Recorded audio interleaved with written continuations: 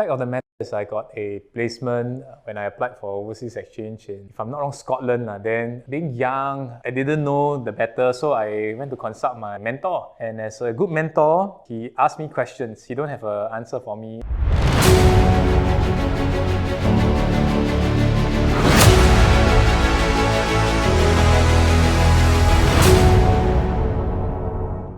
He gave me a perspective of if I were to go overseas for an exchange, these are the list of benefits I will enjoy, right? Namely, have fun, I'll be a bit more independent, I'll make new friends, maybe I'll get, a new girlfriend or things like that, right?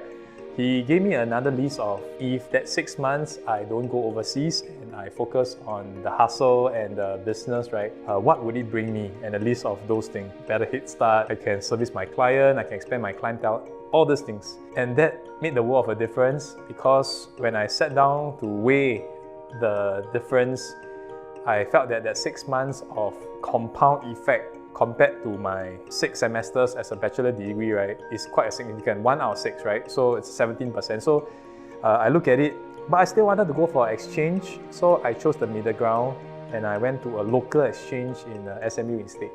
I think the lesson learned here is that mentors don't have an answer for you. To the questions of your life, right, you are the only solution.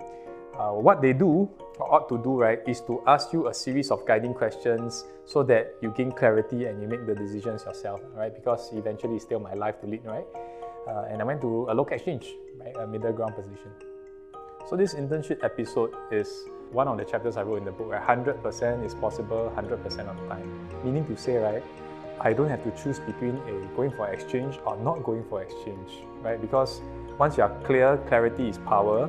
What I did was that I went for exchange, just that it wasn't an overseas one, it's a local one. Yeah, so lesson learned here is if you want to make something happen, right, you can always do so, right, within the parameters, right? It's never a situation of or, but a decision of and.